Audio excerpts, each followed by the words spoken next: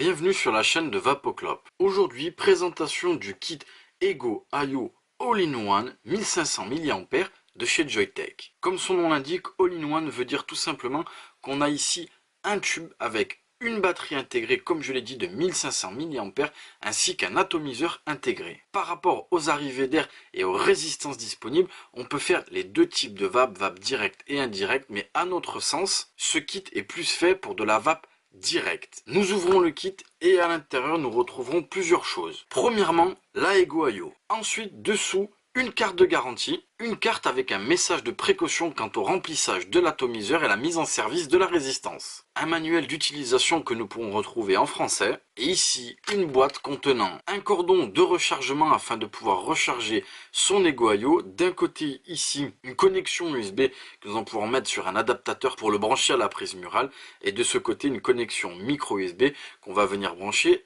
sur son Ego IO. Nous est fourni également un drip tip transparent de rechange et deux résistances qui sont des résistances BF avec du fil résistif SS316 à 0,6 ohm. Nous reviendrons sur les résistances après. Et à savoir qu'il n'y a pas de résistance montée dans l'atomiseur. Ici, l'Ego IO présenté en full black, mais à savoir qu'elle existe aussi dans différentes versions, à savoir d'une manière générale en silver, en blanc et noir, en blanc et rouge et en gris noir. La Ego IO mesure ici une hauteur de 118 mm, un diamètre ici de 19 mm et une contenance du réservoir de 2 ml. Sous le réservoir d'un côté nous avons ici le bouton Fire et de l'autre côté nous avons la connexion micro USB afin de recharger son Ego IO. Elle se compose en son sommet d'un drip tip 510 interchangeable, à savoir que le drip tip déjà monté, je ne sais pas si ça se verra correctement à la caméra, on le voit est un petit peu obstrué. En fait, à l'intérieur, il y a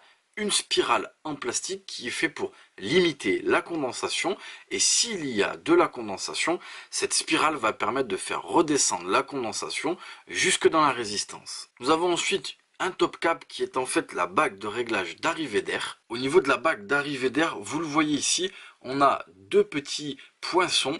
Si les poinçons ici sont en face ou les poinçons sont à l'opposé comme ceci, on aura l'arrivée d'air la plus aérienne possible. Et si nous mettons ici le poinçon à 90 degrés par rapport à celui-là vers le bas ou vers le haut, comme ceci, nous aurons l'arrivée d'air la plus restreinte possible. Nous pourrons ensuite bien sûr appuyer sur ce top cap et venir l'enclencher pour pouvoir le dévisser, ce qui va nous permettre de nettoyer complètement le réservoir, mais également de ce côté de venir ici visser ma résistance ou la dévisser dans le cadre d'un changement. Ici nous allons prendre une résistance fournie avec et nous allons la visser sur le top cap. Au niveau du réservoir, ici, je ne sais pas si vous allez le voir correctement à la caméra, il y a un petit trait avec l'inscription Max.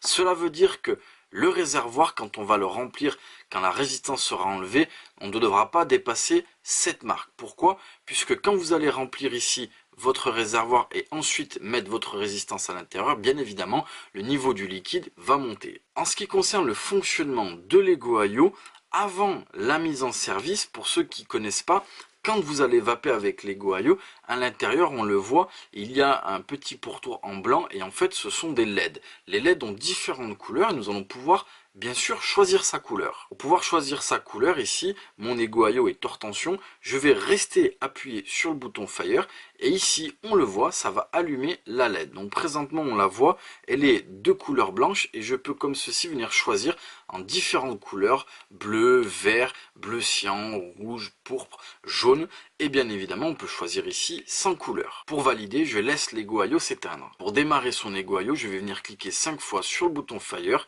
Elle se met à clignoter et elle est démarrée. Pour vaper, tout simplement, je vais venir ici appuyer sur le bouton Fire. On le voit, elle s'allume et elle clignote. Le fait que la LED clignote n'est pas anodin. C'est un témoin de charge. Quand vous allez vaper, il y aura plusieurs façons de vous avertir. La première, si vous vapez et que votre batterie est entre 60 et 100%, ici la lumière à l'intérieur restera allumée. Si votre batterie est entre 30 et 59%, ici la LED va se mettre à flasher tout doucement. Quand votre batterie sera entre 10 et 29%, elle va commencer à flasher bien plus rapidement. Et quand votre batterie sera entre 0 et 9%, elle va clignoter comme une folle. À savoir également, et petite précision, que Joyetech bien entendu a sorti plusieurs égaux IO. D'une manière générale, il y a ici la 1500 mAh, mais il existe également la D16, la D22, il y a une box Ego IO, il y a aussi la Pro et la Pro C. Peut-être qu'ils en sortiront encore d'autres. Mais la précision que je voulais apporter, c'est que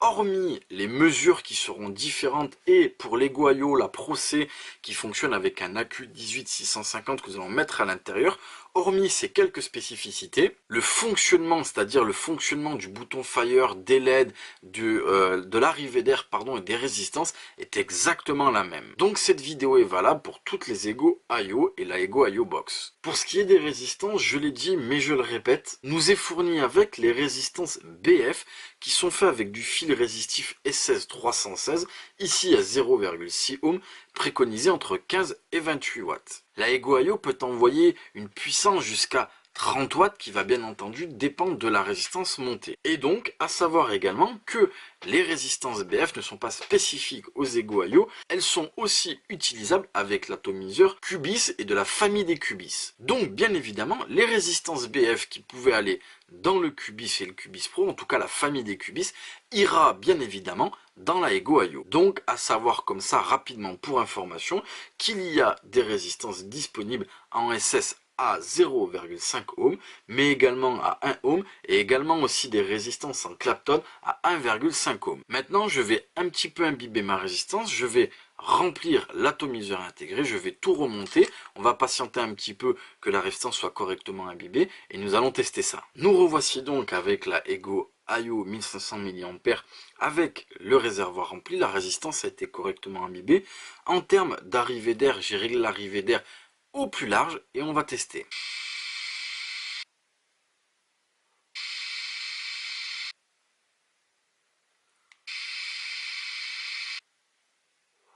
Vous l'avez vu, elle fonctionne très bien. Comme je l'ai dit, j'étais ici en prise directe, c'est-à-dire directement dans les poumons.